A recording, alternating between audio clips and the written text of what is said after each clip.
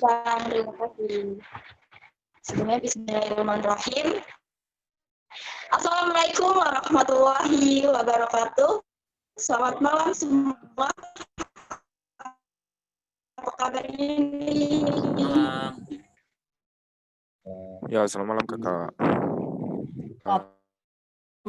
Selamat malam.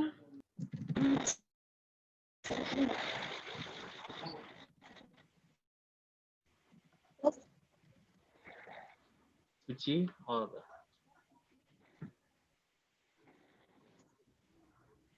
Oke, alhamdulillah kita semua masih dipertemukan kembali dalam diskusi ke-11 Ruang Belajar Warga Kelas 12. Sebelumnya, perkenalkan nama saya Dwi Suci Matriani dan tema pada diskusi malam ini yaitu tentang tugas dan tanggung jawab jurnalis.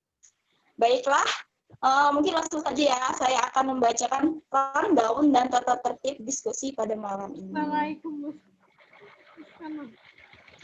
Rundown yang pertama yaitu pembukaan yang sedang saya laksanakan saat ini. Lalu yang kedua, pembacaan rundown dan tata tertib acara diskusi, pembacaan biodata moderator, penyerahan forum diskusi kepada moderator, pembukaan dan pembacaan biodata pemateri, seri pemateri 1 dan 2, diskusi tanya jawab, closing statement, pembacaan poin-poin diskusi, mengisi feedback Google Form, foto bersama, dan yang terakhir yaitu penutup. Nah, selanjutnya saya akan membacakan tata tertib diskusi pada malam ini. Yang pertama yaitu selama diskusi berlangsung, dimohon untuk para peserta yang tidak dipersilakan untuk mematikan mikrofon terlebih dahulu. Yang kedua, tanggapan atau pertanyaan yang ingin diajukan dapat ditulis di kolom chat Zoom ya teman-teman. Dan yang terakhir yaitu ketika diskusi berakhir, diwajibkan untuk seluruh peserta diskusi daring malam ini mengisi Google Form dan terakhir melakukan foto bersama. Oke, sebelum kita mulai ke acara inti, izinkan saya untuk memperkenalkan moderator kita pada diskusi kali ini. Pastinya udah ya buat kita semua. Siapa sih sebenarnya moderator kita pada malam ini? Yaitu Bang Rifo. Halo Bang Rifo. halo Suci.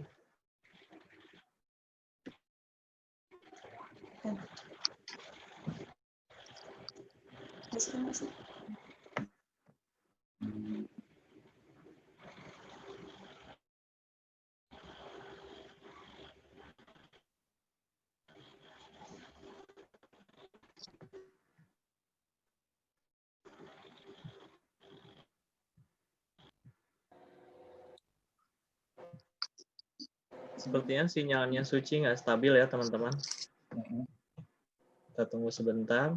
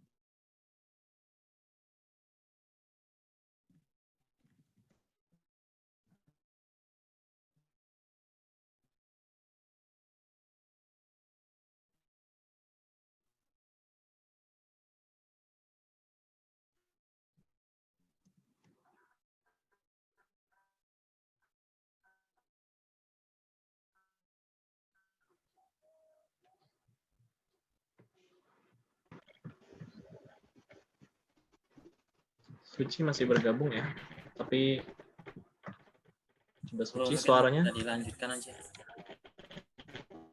Oke. Kita cover aja, Bang. Langsung lanjut aja katanya. Lanjut ke Bang Rivo. Silakan. Siap, boleh. Terima kasih Dwi Suci sebagai MC kita malam hari ini, karena sinyalnya juga kurang mendukung. Teman-teman mohon memaklumi ya, kita sekarang belajar online memang hambatannya salah satunya adalah sinyal. Terima kasih teman-teman sudah bergabung, sudah ada 37 partisipan di Zoom kali ini. Saya akan memperkenalkan dua narasumber yang luar biasa, dua-duanya adalah jurnalis, yang satu adalah presenter dan juga produser, kemudian yang satunya lagi adalah seorang camera person. Yang pertama adalah Aprilia Putri dari iNews TV. Terima kasih April sudah bergabung. Terima kasih. Teman-teman. Selamat malam, Assalamualaikum. April ini adalah Waalaikumsalam. April ini adalah seorang presenter untuk iNews TV dan juga MNC News, kemudian menjadi produser untuk MNC News. Jadi untuk satu grup gitu ya April ya pekerjaannya ya. Oke. April itu merupakan lulusan dari akunting Unair Surabaya tahun 2010 sampai 2014 dan dilanjutkan mulai berkarir tahun 2011 di MNC TV Jawa Timur Special Report untuk dialog dan juga pada tahun 2015 sampai 2017 menghandle untuk RCTI, MNC TV, iNews dan Global TV atau GTV. Kemudian pada tahun 2017 sampai sekarang adalah presenter untuk iNews dan juga MNC News. Untuk hosting, April ini sudah di beberapa program, diantaranya adalah Kuliner on Vacation GTV, Unique Journey, Pilkada MNC News, dan juga Indonesia Award. Kalau teman-teman mengikuti Instagramnya April, pasti tahu kalau beliau memang sudah mondar-mandir menjadi moderator, terutama di beberapa webinar dan juga seminar nasional. Salah satu yang pernah saya lihat adalah waktu menjadi moderator untuk Anugerah Jurnalistik Polri pada tahun 2019 kemarin di bulan November. Untuk MC sudah beberapa kali menjadi MC untuk gathering dan juga RUPS di beberapa perusahaan. Dan April ini memang sering sekali diundang menjadi speaker untuk beberapa kampus, diantaranya adalah UHAMKA, Presiden University, Trisakti, dan juga untuk Adira Finance.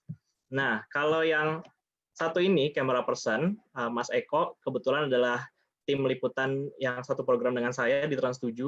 Mas Eko ini merupakan lulusan Diploma 3 Ilmu Komunikasi Periklanan Institut Teknologi Komunikasi dan Pemasaran Stikom ITKP.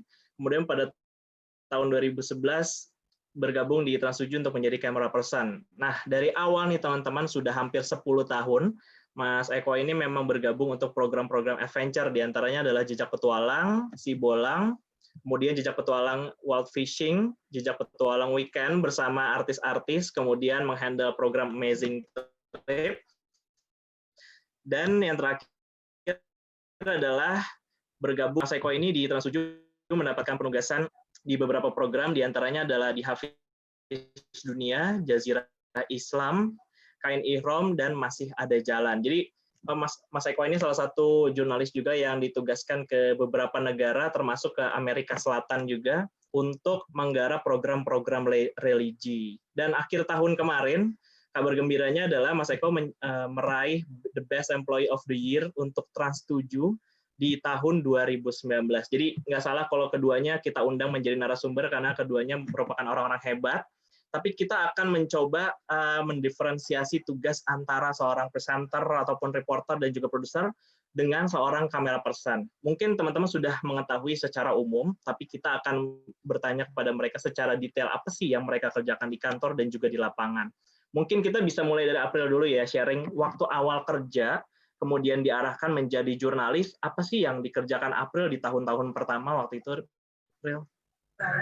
Sebelumnya selamat malam, terima kasih sekali saya sudah diberi kesempatan untuk hadir, berbincang bersama teman-teman. Saya nggak mau menggurui atau bagaimana, karena saya sendiri juga masih banyak belajar di sini. Kita sharing-sharing aja ya teman-teman semua. Dulu kalau bicara atau cerita awal-awal saya masuk ke dunia jurnalistik, ada ketidaksengajaan sebenarnya. Nah, awalnya saya dulu kuliah kan di jurusan akuntansi. Otomatis berbeda jauh dengan jurnalistik. Nah, ketika itu semester 2, kalau nggak salah, semester 2 kuliah, ada lomba, kalau nggak salah, lomba atau audisi, saya lupa, di UNER. Dulu kan MNC TV, RCTI, sering banget Goes to Campus. Trans 7, Trans TV juga sering kok ngadain Goes to Campus. Ya, roadshow ya. Nah, kebetulan secara tidak sengaja teman-teman saya dulu teman-teman kuliah kan biasa kalau kuliah kan suka iseng-isengan gitu ya. Ngedaftarin saya untuk audisi presenter. Niatnya apa? Cuman pingin malu-maluin kita aja. Karena kita kaget nggak didaftarin, terus ada baca puisi, pidato, mungkin artikulasi atau tone suara saya sudah terbentuk di situ. Jadi ketika audisi itu sebenarnya saya tidak terlalu lancar, cuman entah kenapa menang juara 3 kalau nggak salah ketika itu. Nah, yang menang atau yang juara diberi kesempatan untuk mencoba studio yang di Jawa Timur.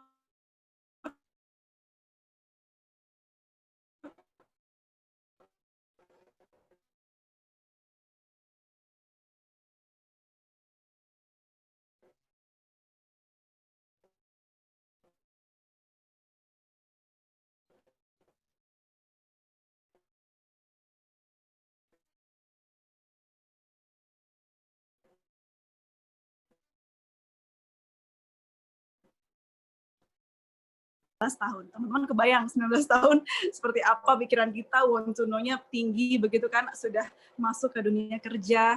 Ya itu yang saya pegang, semangat itu yang saya pegang. Seperti itu teman-teman. Berarti jiwa keponya tuh emang tinggi ya. Sebenarnya itu yang paling diutamakan di dunia jurnalistik ya, April ya. Cari tahu lebih banyak itu akan jadi modal yang paling besar buat kita jadi jurnalis nih teman-teman. Baik sebagai reporter, produser, presenter, ataupun sebagai kamera person gitu. Nah, kalau Mas Eko bedanya dengan komunikasi dan di masa kuliah memang sudah mendapatkan pemahaman soal itu walaupun belum sedetail ketika bekerja gitu. Apa sih Mas Eko yang waktu itu diajarin di awal-awal Trans 7 karena kan kita beda zaman nih walaupun beda 2 tahun doang gitu ya di Trans 7. Tapi apa sih yang ditanamkan pada saat itu di Trans 7 untuk jurnalis-jurnalis baru, terutama untuk saya kamera sendiri kan kuliah periklanan. Harusnya saya ini lulusan bekerja di bidang media periklanan harusnya. Teman-teman saya banyak di sana. Tapi dari kuliah pun, ya advertising. Dari kuliah pun saya punya cita-cita menjadi camera person. Dari semester awal, self-development goal saya sebagai camera person gitu. Sampai akhirnya pada satu presentasi saya di kelas, saya bilang saya pengen jadi camera person. Nah, apa sih yang membuat saya pengen jadi camera person saat itu adalah melihat behind the scene jejak petualang gitu. Awalnya kayak gitu. Jadi saya lihat behind the scene jejak petualang di sana, wah keren ya kameramen nih, ya kan bisa ambil gambar, terus jalan-jalan gitu kan. Setelah itu ya waktu berjalan terus dengan tujuan saya yang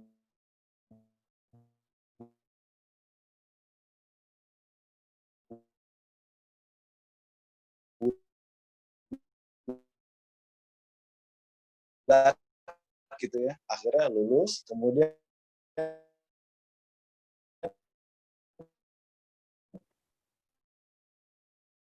ada pilih kamera person di petualang. Tapi di situ bukan berarti saya sudah bisa, tidak. Di situ baru awal saya belajar. Di tahun 2011 itu banyak sekali senior-senior yang mengajarkan saya gitu. Kamera masih berbentuk analog sih saat itu, tidak tidak berupa digital seperti sekarang. Viewfinder juga masih hitam putih, dan pendidikan saat itu ya saya lakukan sambil bekerja gitu.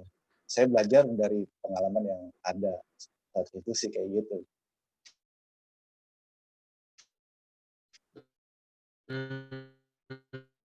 Wow, berarti cita-cita jadi kameramen jejak petualang tuh kayak jenis programnya jejak petualang gitu, mulai dari yang reguler, kemudian wild fishing, sampai yang jejak petualang weekend yang bersama artis waktu itu ya. Betul. Nah, teman-teman silakan bertanya kepada April dan juga kepada Mas Eko. Silakan tulis di kolom chat, nanti saya akan minta teman-teman untuk membacakan sendiri pertanyaannya kepada kedua narasumber. Nah, pengalaman saya sama Aprilnya sebenarnya sama. Ketika kuliah kita sama sekali nggak mendapatkan pemahaman tentang dunia jurnalistik, tapi ketika masuk kerja kita akhirnya belajar dari nol. Dan mulai dari bekerja itulah akhirnya kita selama praktek mau tidak mau kita belajar gitu. Jadi teman-teman yang tidak di bidang jurnalistik ataupun belum kuliah di bidang komunikasi, kalau mau jadi jurnalis masih banyak kesempatannya, karena teman-teman kantor pun juga ada yang dari biologi, ada dari fisika, ada dari ekonomi, itu banyak sekali gitu, dan tidak linear dari komunikasi. Waktu April masuk ke iNews, kemudian mendapatkan pendidikan jurnalistik secara tidak langsung gitu ya, di kelas, kemudian secara langsung ketika praktek, apa sih yang waktu itu terpikir di benak April, apakah ini memang bidang yang akan digeluti terus gitu, setelah jadi presenter akhirnya akan jadi produser, kemudian pernah kepikiran nggak sih, atau sempat terpikir kayaknya ini bukan ini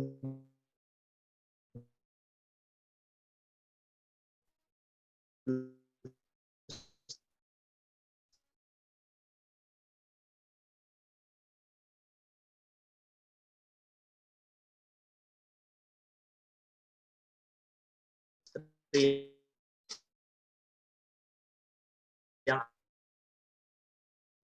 akan saya jalani kemudian hari ini. Untuk di MNC freelance presenter. Nah, saya berbincang bersama, waktu itu ada direktur MNC TV yang sekarang juga sudah jadi direktur iNews juga, Pak Ray Wijaya. Dia mengatakan, April kalau misalnya masuk ke bidang sesuatu, kamu harus belajar hingga sampai benar-benar full begitu 100%. Karena kalau luarnya saja kamu tidak merasakan sensasi sampai ke bawahnya. Tapi ketika itu saya bingung, apakah memang ya profesi jurnalis ini memang untuk saya atau justru saya lebih baik menekuni akuntansi saja sesuai bidang yang saya selama ini pelajari begitu. Tapi yang beliau katakan sungguh luar biasa. Justru ilmu kamu yang berbeda dari yang lain membuat kamu berbeda dan memiliki kelebihan yang lain, karena di jurnalistik kamu bisa ketemu sama orang-orang yang pakar ekonomi, justru nanti bisa lebih paham mengenai materi ekonomi. Ketika saya pikir iya juga ya, jangan berarti ilmu yang kita punya ketika berlawanan dengan jurnalistik itu membuat kita minder, tapi justru malah kebalikannya, memberi kelebihan bagi kita sendiri begitu. Tapi ketika saya berprofesi sebagai hanya presenter dan juga siaran biasa, dibanding saya terjun langsung liputan, yaitu mencari cara saya membawakan berita berubah 180 derajat. Ternyata betul yang dikatakan oleh senior-senior. Ketika kita ibarat kata bahasa Jawanya nyemplung langsung begitu ya ke bidang tertentu dan memaksimalkan apa yang kita punya, keluarlah dari jiwa. Jadi penyiar berita itu tidak bisa dibohongin.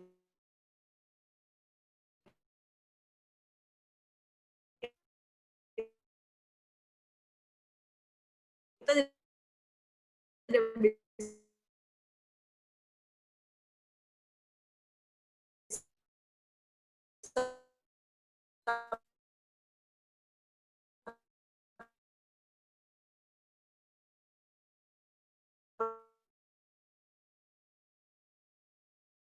memang teman-teman bisa membedakan mana news presenter dengan news anchor ya, April ya, di mana news anchor biasanya memang terlibat langsung, bahkan bisa membawakan berita yang pernah ia liput di hari sebelumnya ataupun di hari itu juga gitu.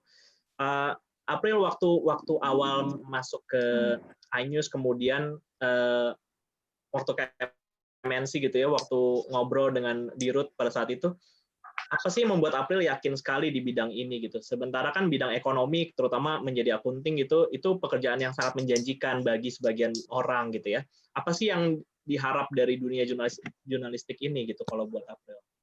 Baik, sebenarnya satu lagi hal yang saya suka, mungkin bisa dibilang passion dari profesi saya sekarang adalah karena hobi saya ketemu orang banyak, kenalan sama orang banyak, bisa cerita apapun, pengalaman kita, bahkan pengalaman orang tersebut. Saya sangat suka sekali ngobrol, sharing itu saya sangat suka sekali. Meskipun di bidang akuntansi juga saya tidak tertinggal, bahkan saya lulus dengan IPK yang kumlot, jadi tidak ada hal yang ibarat kata kalau kita harus memilih mana bidangnya, kan kalau di bidang yang satu kita tertinggal lebih gampang memilihnya. Tapi saat itu saya berada di persimpangan, sama-sama nih imbang mau pilih yang mana. Nah, saya tanya sendiri sama hati saya, April mau kemana nih? Kalau ke akuntansi kamu akan menjadi A, kalau ke jurnalistik kamu akan menjadi B. Kuncinya apa? Percaya sama hati nurani. Bahkan ketika itu saya di biro, percaya atau tidak, banyak yang menyaksikan saya untuk bisa berhasil ketika pindah ke Jakarta. Tapi we'll see, keyakinan, kalau kamu believe, kalau kamu ada kemampuan, pasti akan. Betul. Sepakat. Biasanya tahun-tahun pertama tuh menjadi seleksi alam ya, April ya. Teman-teman yang akhirnya akan resign karena berbagai kendala dan juga nggak tahan mental gitu kalau jadi jurnalis istilahnya. Karena kalau kamu ingin, kemudian mana yang mereka kalau kamu ingin kaya, kalau kamu ingin gini, saya mau jadi jurnalistik karena saya ingin kaya banyak duit. Jangan itu yang kamu pikirkan di awal. It's about passion, it's about love for your passion, for your profession gitu. Jadi kalian tuh harus melihat dulu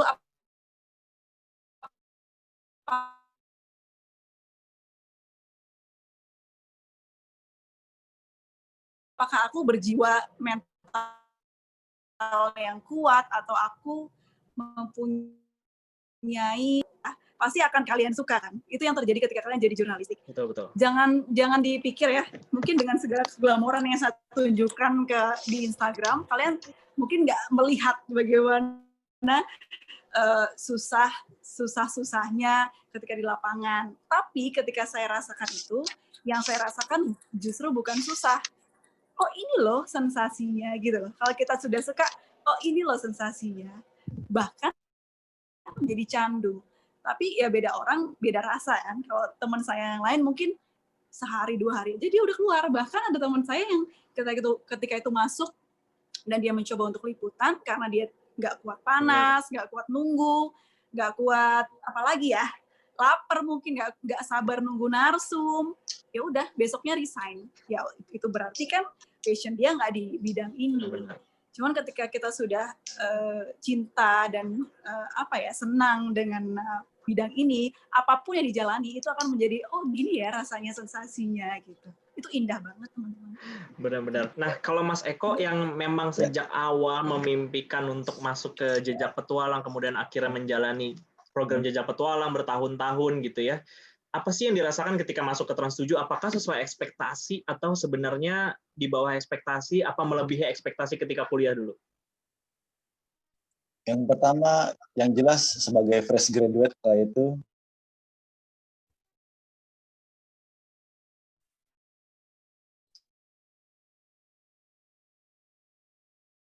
saat itu kaget gitu kan. Ternyata itu saya tetap semangat gitu, tetap niat saya di awal itu adalah sebagai camera person. Kemudian saya jalani, memang benar kata Kak April barusan, kalau kita sudah niat dari awal, apapun yang nanti akan terjadi ya akan kita lakukan gitu. Bukan berarti perjalanan saya sebagai kamera person mulus-mulus aja selama 9 tahun ini. Pasti ada hambatan gitu, capek kerja di lapangan. Namun saya sebagai kameramen itu kan yang jelas kita adalah orang yang garda terdepan di sebuah televisi gitu ya. Maksudnya kita bertanggung jawab untuk memberikan gambar yang bagus, visual yang bagus. Dan akhirnya pada saat di awal-awal pekerjaan, ya saya memang belum ada basic itu gitu. Di situ saya melalui Broadcasting Development Program ya, BDP. Nah di situ saya diajarkan, ya pasti kalau dimarah-marahin sama senior, pastilah ya di situ gambarnya framenya kurang bagus, pakai kamera yang besar, bopong-bopong gitu kan, panas-panasan. Belum lagi di lantai 5 disuruh belajar tuh, kalau kita punya lantai news tuh lantai 5 namanya. Itu saya suruh belajar lebih berat lagi ketika kita di lapangan gitu. Kamera person itu kan Jejak Petualang khususnya itu ada di lebih banyak di luar ruang ya. Di sana yang jelas medannya macam-macam, lumpur, panas, di gunung. Belum masalah gambar, kondisi fisik kita juga harus mumpuni gitu. Belum lagi tuntutan program di satu televisi dipertimbangkan. Maksudnya kita harus memiliki mental yang kuat gitu. Tuntutan dari produser, tuntutan dari senior, karena salah satu di program bulan tersebut. Kalau dimarah-marahin mungkin tiap hari kali ya saat itu. Belum lagi setelah liputan, begitu di preview, di editing, di booth editing, belum lagi di evaluasi sama produser tuh. Gambar lu kurang begini, gambar lu kurang begini, besok lu harus kayak gini lagi ya. Dibentak-bentak mah wajar gitu ya. Kayak gitu sih. Dan makanan sehari-hari dibentak-bentak tuh.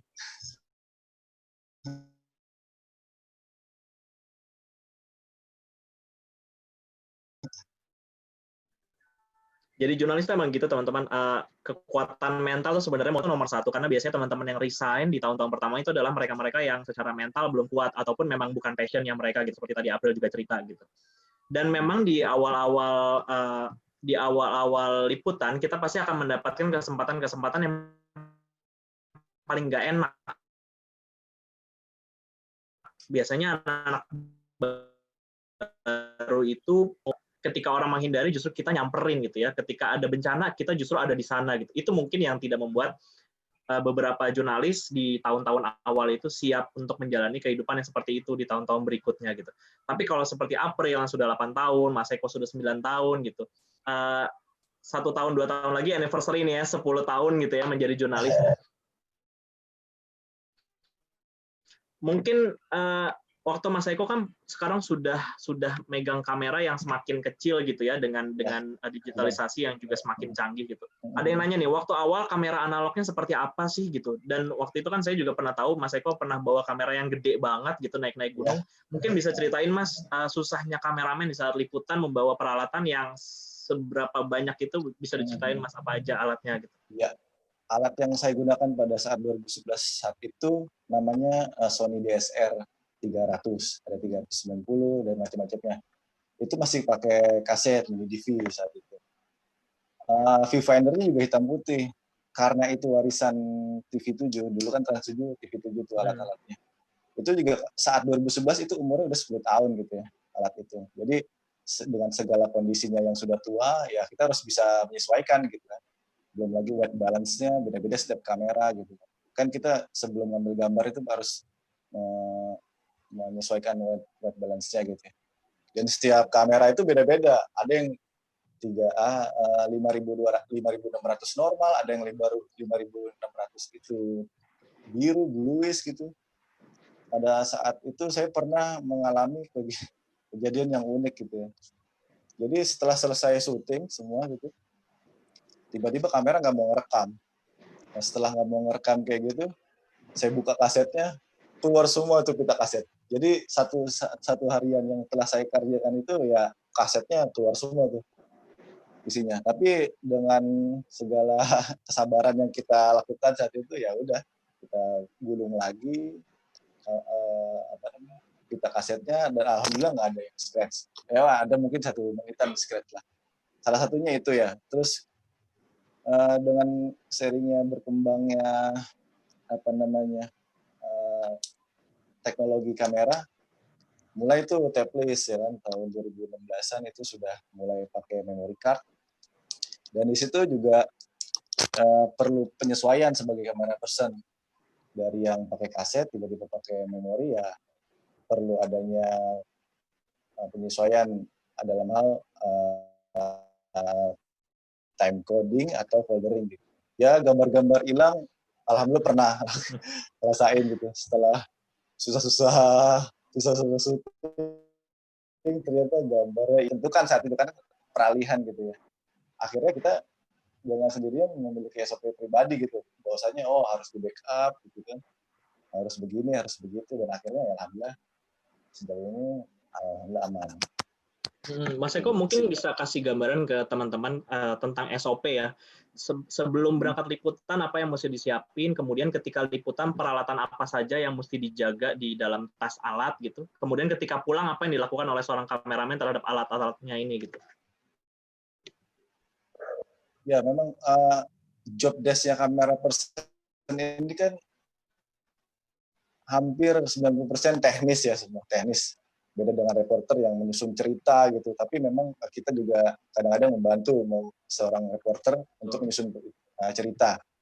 Tapi kebanyakan kamera person itu hal teknis, directing, terus kemudian menyiapkan peralatan sebelum berangkat. Biasanya kan koordinasi dengan kamera reporter. Apa sih yang akan kita liput besok gitu, medannya seperti apa sih? Nanti disesuaikan dengan alat-alat yang kita pakai nanti. Misalkan di underwater kita harus request alat sesuai dengan kriterianya gitu. Kemudian setelah itu memastikan semua peralatan yang akan kita bawa itu berfungsi dengan baik. Kita ambil biasanya di store cam.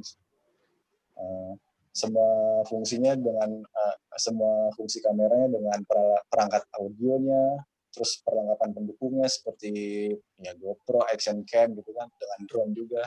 Sebelum meliputan pastikan semua berfungsi dengan baik. Mungkin kalau di saya itu setiap trip ada mungkin 50 item yang harus kita bawa gitu. Dengan tanggung jawab satu orang kamera person gitu. Jadi begitu banyak peralatan yang harus dipersiapkan. Dan medan-medannya juga berbeda-beda. Iya, 50 item kurang lebih. Terus gimana sih, pertanggungjawabannya gitu? Karena biasanya kan kalau kita liputan di Jakarta ataupun liputan keluar kota gitu, April mungkin juga pernah mengalami ketika kita reporter bertanggung jawab atas naskah dan juga laporan ke kantor kepada koordinator liputan, seorang kameramen tuh biasanya laporannya adalah ke store cam ataupun ke bagian inventory mengenai alat-alat gitu ya. Sebenarnya ketika di lapangan nih, apakah pertanggungjawaban alatnya nih full di kameramen atau gimana, Mas? Mungkin ada orang-orang yang ngebantu di beberapa TV kan ada juga ya, seperti PA-nya ikut, production assistant yang ikut membantu kameramennya. Kemudian kalau di kita nggak ada gitu ya. Kalau di selama di Jejak Petualang dan juga program-program lain, dengan sebegitu banyak alat, gimana sih caranya Mas Eko buat ngejaga supaya itu berfungsi dengan baik dan juga nggak ada yang hilang gitu? Yang jelas setiap hari kita harus tahu tuh apa yang mau kita liput sih. Jadi alat-alat yang sebenarnya tidak perlu dibawa ya harusnya nggak usah dibawa gitu, daripada nanti jadi kebanyakan alat dan tidak terpakai dan akhirnya terselip entah ketinggalan atau gimana. Yang jelas kita harus tahu dulu koordinasi dengan reporter di lapangan. Nanti mau liputan apa sih? Oh kita mau liputan indoor, ya udah alat-alat outdoor mungkin nggak perlu dibawa gitu. Jadi meminimalisir barang-barang yang memang kita bawa. Itu dalam hal dinas luar kota ya. Jadi alat-alat yang tidak penting bisa kita tinggalkan di penginapan atau di rumah warga. Dan dalam konteks liputan di dalam kota ya seperti itu juga. Jadi intinya kita harus tahu apa yang akan kita liput. Sebagai kamera person nggak mungkin nggak tahu hal-hal apa yang mau diliput, hal-hal apa yang mau diceritakan itu nggak mungkin dia nggak tahu, harus tahu. Jadi itu juga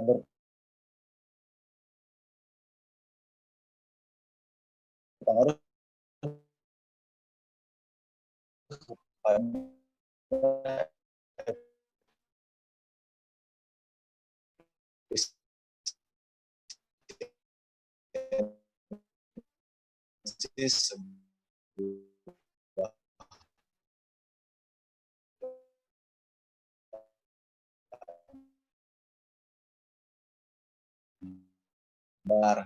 jadi yang kita butuhkan jadi hilang sumber.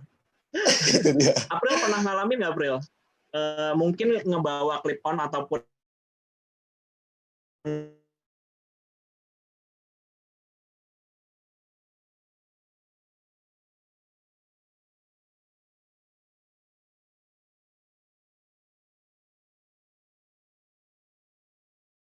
mic sampai ke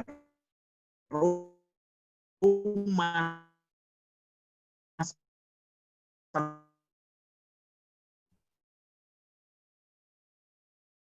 berpindah ke perusahaan A, B, C.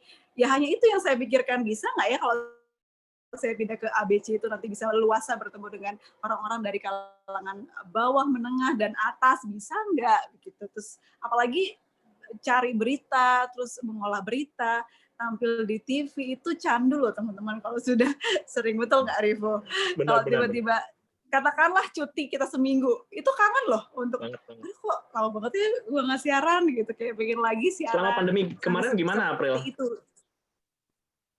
Nah, kalau pandemi mungkin beda dari sektor yang lain, kita justru malah lebih aktif kan, bahkan kantor saya yang memang sektornya di news ya baru bisa WFH itu setelah bulan Mei bahkan. Jadi kayak WFH-nya tertinggal sekali, itu pun ya off the record juga karena di dalam kantor sudah banyak yang kena COVID-19, jadi mau nggak mau kitanya isolasi sendiri. Tapi kalau misalnya pada sehat-sehat semua, kita justru di-push untuk menyiapkan berita karena ya itu tadi kata Rivo bilang, ada hal-hal yang aneh dalam tanda kutip. Kalau biasanya kebakaran kita menghindar, kita datang mendekat begitu. Ini juga ada penyakit, bukannya kita malah pergi, tapi kita berkewajiban, bukan lagi tugas ya, berkewajiban untuk melaporkan dan menginformasikan kepada masyarakat. Betul. Setuju banget sama perkataan April tadi ya. Kita tuh sebagai jurnalis punya privilege untuk bisa masuk kemanapun gitu ya. ID card kita tuh sakti banget untuk bisa masuk ke dapur-dapur di belakang layar gitu ya, dari segala peristiwa politik, ekonomi, ataupun peristiwa-peristiwa besar lainnya di negeri ini, bahkan di luar negeri gitu, kalau ada pertemuan internasional. Tapi dengan privilege yang besar, kemudian dengan resiko yang besar, dan juga bisa berkontribusi sangat besar di negeri ini, misalnya April, gimana sih caranya April waktu itu yang menjadi presenter, kemudian akhirnya menjadi reporter turun lapangan untuk bisa beradaptasi secara cepat? Kita kan hitungannya detik gitu ya. Begitu dapat penugasan, kemudian kita harus bisa beradaptasi dalam hal riset, mempersiapkan diri, apalagi kalau kita reporter on cam harus bisa merapikan penampilan fisik dalam waktu sekejap untuk bisa live gitu. Gimana caranya April merubah, mengadaptasi diri gitu dari seorang presenter freelance kemudian menjadi reporter yang turun lapangan di peristiwa-peristiwa yang besar, mungkin demo, banjir gitu. Baik. Ya itu tadi sebenarnya banyak hal yang kita pelajarin, tidak hanya mental yang kuat tadi yang disebutkan, terus untuk prepare diri kita, bahkan membagi waktu pun harus kita miliki untuk bisa jalan gitu semuanya. Karena kalau kita lihat tadi ya, seorang reporter kan di-push untuk bisa standby di mana saja, apalagi untuk awal-awal ya teman-teman. Kalau kalian masih awal pasti akan di-plotting oleh koordinator liputan di tempat-tempat yang istilahnya basah atau sering sekali keluar berita, dan kita di-post di situ. Nah, caranya seperti apa? Ya harus bisa membagi waktu.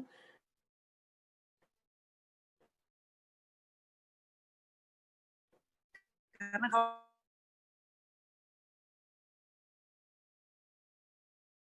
kalau kita tidak bisa membagi waktu, yang ada malah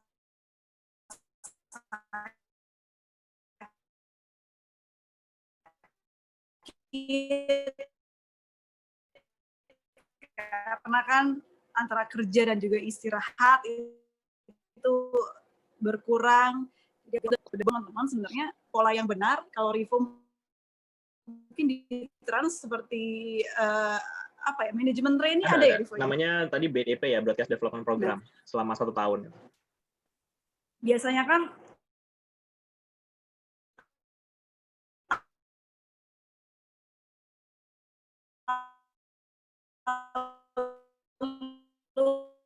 alurnya kan seperti itu ya, kita masuk MT, ada trainingnya, reporter, siaran dahulu daripada reporter. Kadang-kadang kan di sini agak kok aneh bisa siaran dulu daripada reporter.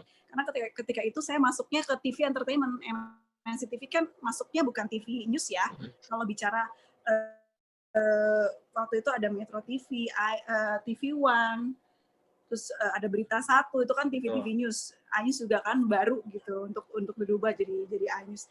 Nah, waktu di MNC TV memang dulu kalau kalian ingat presenter RCTI, Global, memang mereka memang disiapkan hanya untuk presenter berita saja gitu. Jadi kenapa namanya presenter berita, karena memang mereka disiapkan untuk menjadi presenter berita. Bahkan ketika itu sebelum berubah ke Anyus, saya diajarkannya kamu itu news anchor, news presenter, tidak bisa dan tidak akan jalan ke lapangan. Bahkan seperti itu awalnya saya diajarinnya.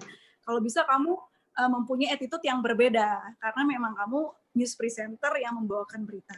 Tapi memang dengan beriringnya berkembangnya zaman ya, dan ketika itu kalau nggak salah mulai masuk TV-TV berita, jadi mulai booming TV-TV berita, dan mungkin industri ini melihat, oh iya ternyata untuk menjadi TV berita yang bagus harus mempunyai talent-talent yang memang berkualitas, begitu. Jadi dirubahlah semuanya, yang dari presenter berita yang kita hanya dan baca berita terus disampaikan ke TV, berubah semua, jadi kita harus ke lapangan segala macam, tapi ya tetap diatur sedemikian rupa di lapangan, tetap kita harus bersikap baik, berattitude yang baik. Capek teman-teman, awal-awal benar-benar kayak udah aduh dilanjut nggak ya, tapi ya itu tadi yang saya pegang, karena saya suka dunia ini, itu saya ingat ya kapan lagi saya bisa cari bidang yang ketemu orang, kita tuh dihormati loh, kita tuh dianggap loh. Seperti itu. Tapi sejalan banget sama pertanyaan dari Eleonora nih, April.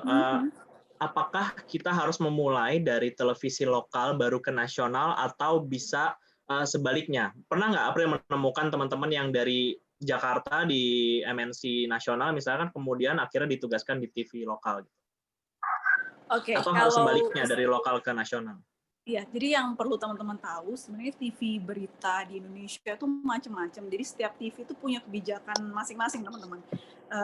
MNC Group punya kebijakan sendiri-sendiri, bagaimana tata caranya mereka untuk bisa mencetak presenter berita dan juga jurnalis. Metro TV punya kebijakan, Trans Group juga mungkin punya kebijakan sendiri. Tapi yang saya tahu kalau Metro TV, TV One itu tuh ada kayak jenjangnya ya. Jadi mereka kalau misalnya mau untuk ke pusat, trainingnya itu di Jakarta, baru nanti ditugaskan ke daerah. Kalau di MNC Group justru kebalikannya, kita lebih ke yang sendiri-sendiri. Jadi kayak rekrutmen di daerah, itu ya yang merekrut daerah sendiri. Cuman ya karena kita grup ya, TV-nya ada berapa? 5, 4. Jadi kebijakan itu lagi proses untuk integrasi.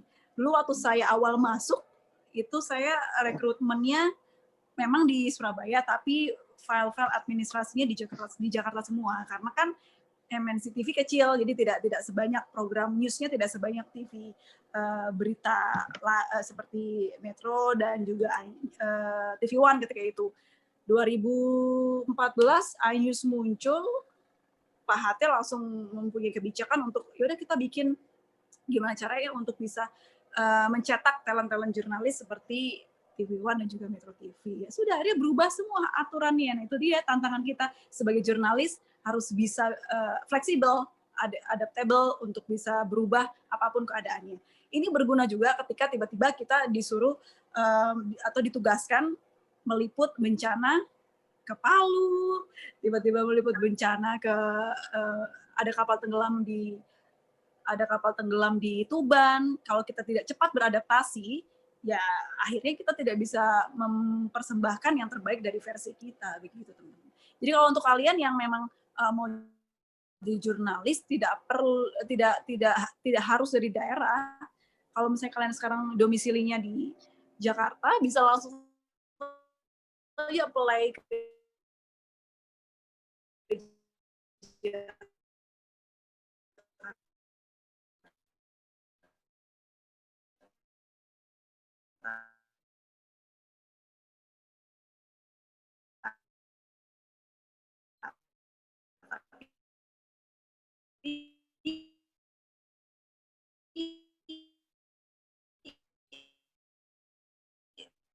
teman-teman, selesainya jam 8 malam, baru pulang nyampe rumahnya jam 10 malam. Coba bayangin, dengan waktu itu saya live report untuk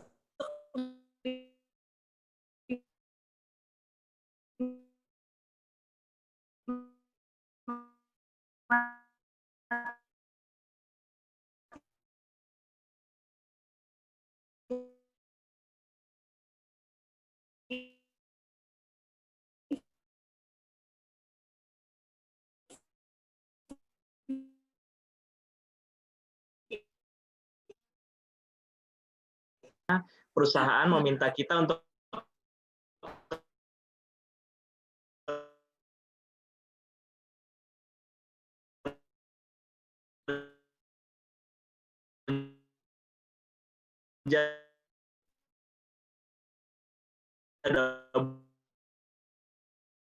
double gitu. Iya.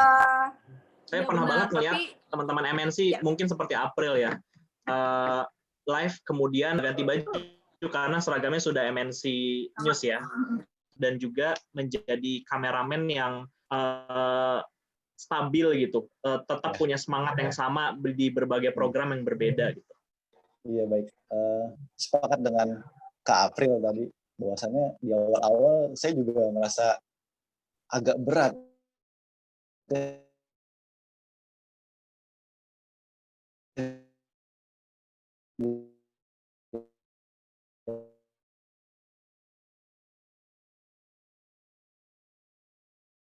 Wah, ternyata begini kerjanya nih, gitu. Tapi saya itu saya rasakan, saya pelajari berdasarkan pengalaman aja. Gimana cara nikmatinya, gimana cara mencintainya, ya karena ini bagian dari profesi dan saya mendapatkan pendapatan dari sini, gitu kan. Ya terus udah gitu bisa jalan kemana-mana. Alhamdulillah selama 10 tahun, hampir 10 tahun ini, provinsi yang belum saya capai itu Sulawesi Barat. Alhamdulillah dari pekerjaan ini. Itu mudah-mudahan Rifo nanti ajak ke sana. Ya, satu provinsi terakhir.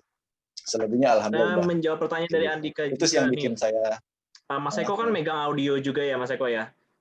Jadi Ya, kalau kameramen tuh nggak cuma bertanggung jawab sama kamera nih, teman-teman. Jadi megang audio juga, lighting juga, kemudian memastikan filenya terfolder dengan baik ketika liputan sudah selesai gitu. Dengan banyaknya urutan teknis seperti itu, berapa lama sih adaptasinya Mas Eko dari awal sampai akhirnya mulai nemu nih pola kerjanya kameramen gitu? Sampai akhirnya bisa santai itu di tahun keberapa? Gitu? Ya. Bisa santai mungkin kalau saya ingat-ingat itu di tahun ke-3 lah, 3, ke-4 itu mulai tahu cara menyikapinya gitu. Di awal-awal tahun pertama tuh masih mencoba-coba memahami kamera gitu kan, karena itu kamera analog, terus kemudian ada perkembangannya. Ya mungkin di tahun-tahun ketiga saya sudah mulai tahu ritme pekerjaannya gitu, dengan segala kondisi yang ada gitu ya. Dibutuhkan daya adaptasi yang tinggi sebagai kamera person. Mungkin hari ini saya liputan di gunung, besoknya di pesisir, dan besoknya lagi mungkin liputan underwater. Jadi persiapan-persiapan itu memang dipersiapkan sedemikian rupa ya. Peralatan memang harus disesuaikan, apa yang kita perlukan itu memang harus dicek-cek lagi gitu kan. Apalagi ya, intinya sih memanage peralatan yang kita ingin pakai, jangan sampai terbengkalai gitu di lapangan. Packagingnya juga harus rapi gitu kan, karena ini tanggung jawab kita sendiri. Udah gitu audio juga tanggung jawab kamera person di News Trans Studio. Jadi nggak ada audio man kalau di News Trans Studio. Audio itu tanggung jawab kamera person. Tapi kalau masalah lighting biasanya dibantu dengan kru-kru pendukung lain di lapangan. Intinya gimana ya? Disiplin, selalu ceria. Ya untungnya kita bisa kemana-mana lah, intinya itu. Tanpa disangka-sangka pekerjaan ini membuat saya bisa keliling-keliling. Itu yang membuat saya termotivasi terus setiap hari gitu. Setiap saya bekerja, besok ke tempat baru, besok ke tempat baru lagi, besoknya lagi ke tempat yang lebih indah lagi gitu. Itu yang bikin saya bertahan dan suka di pekerjaan ini gitu. Apalagi Mas Eko di program yang mungkin ke daerah-daerah yang tidak akan didatangi ketika sudah tidak menjadi kameramen lagi nanti ya gitu. Dan daerah yang nggak mungkin dikunjungin bareng keluarga, ya nggak sih? Benar sekali. Benar-benar. Nah, Mas Eko nih nyambung juga pertanyaan dari beberapa orang sekaligus nih, banyak banget pertanyaannya. Apa sih yang harus disiapkan sebagai seorang kameramen? Mungkin Mas Eko bisa membedakan teknisnya kameramen ketika mau demo, liputan demo, dan juga teknisnya kameramen ketika di daerah terpencil gitu. Di demo alatnya apa aja, kemudian di daerah terpencil apa aja alatnya dan persiapannya. sebagai contoh. Ya, kalau di liputan demo itu kan berarti kita dituntut untuk mobilitas yang cepat gitu ya. Alatnya harus praktis. Ya, yang jelas kamera genggam bisa, kalau di kita biasanya PXW 200 kita pakainya, kamera camcorder utama. Kemudian dengan peralatan audionya bisa pakai clip-on untuk pakai hand mic itu kan kabelnya kemana-mana. Tapi ada juga yang wireless, tapi nggak ribet kayaknya. Kemudian apalagi ya? Yang jelas kalau di liputan demo harus punya alat pelindung diri gitu ya. Ya helm, terus goggles buat takutnya nanti ada gas air mata, terus pakai sepatu yang nyaman gitu kan. Sama juga seperti di daerah-daerah terpencil, kita juga tidak hanya bertanggung jawab dengan peralatan syuting, tapi kebutuhan sehari-hari kita di lapangan nanti juga harus kita persiapkan gitu. Jangan sampai kita bawa peralatan syuting aja, tapi kebutuhan sehari-hari kita lupa, kita mau makan apa nanti di sana gitu kan. Jadi sebelum memasuki wilayah terpencil, paling nggak di desa terakhir atau di tempat kota terakhir gitu, kita harus mempersiapkan logistik kita gitu. Jadi kemarin ya, kita lupa Kemarin kita beli sembako ya. dan masuk aja ke desa, lupa. Apa nih guys? Sebelum kita lanjut ke April nih, ada pertanyaan dari Apri untuk Mas Eko. Mungkin bisa ditanyakan langsung, Apri. Kayaknya dia memang tertarik nih cerita tentang daerah terpencil, demo, dan juga liputan-liputan konflik nih. Coba Apri tanya langsung sama Mas Eko, silakan dinyalakan mic-nya. Halo Mas Eko, selamat malam. Halo Mas Apri, selamat malam. Sehat-sehat selalu ya. Ya, salam kenal, saya Apri Kuncoro dari Kebumen, Jawa Tengah. Kapan-kapan coba buat liputan di Kebumen lagi dong, banyak loh destinasi wisatanya, terus komunitas-komunitasnya juga seru. Mas Rivo itu yang udah pernah ke Kebumen, kapan-kapan ke Kebumen lagi. Kemarin nanti kemarin saya sama Rivo ke Kebumen itu ngebahas pendidikan dan COVID. Iya. Ini jadi cuma penasaran aja gitu. Gimana sih rasanya ketika seorang jurnalis ya, terutama dalam hal ini kameramen, ketika dihadapkan pada pembawaan berita di mana berita itu ternyata tentang negara atau mungkin suku atau mungkin masyarakat yang sedang berkonflik ya. Sementara jurnalis itu diharuskan membuat liputan untuk bisa diberitakan di masyarakat supaya tahu kondisinya seperti apa. Itu sebenarnya perasaan yang dirasakan itu seperti apa sih? Terus gimana cara mengatasi ketakutan, ketegangan? Pastikan itu lebih ekstra ya Mas ya, ketegangannya daripada ketika harus meliput di mungkin acara-acara Car Free Day atau yang happy-happy lainnya gitu. Kadang tuh saya suka kasihan juga, prihatin lihat kameramen, wartawan. Apalagi kalau ngeliputnya itu negara-negara yang lagi ada rawan konflik dan konfliknya itu lumayan cukup pelik. Jadi ya Allah, hatinya itu jadi tersentuh aja gitu, pengen tahu rasanya itu seperti apa sih. Pernah nggak Mas Eko itu ada di posisi semacam itu? Terima kasih. Terima kasih Apri. Silakan Mas Eko. Mas Apri. Kalau di negara konflik, alhamdulillah belum pernah saya. Tapi di tempat-tempat yang rawan sudah. Memang kalau dibilang takut, pasti takut. Apalagi saya sudah berkeluarga, yang saya pikirkan ada keluarga saya gitu. Kenapa? Keluarga nanti gimana? Itu sisi manis lah. Tapi gimana pun juga itu adalah tugas. Sebenarnya juga kantor kita gitu lah, berita yang memang dibutuhkan, tapi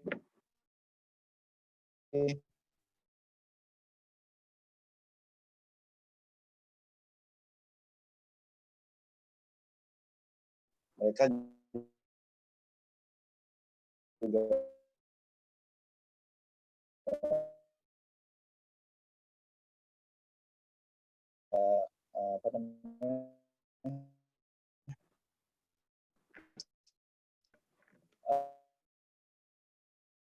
bisa diberitakan, bisa, tapi kita dengan jalur-jalur komunikasi yang ada gitu. Mungkin dengan aparat desa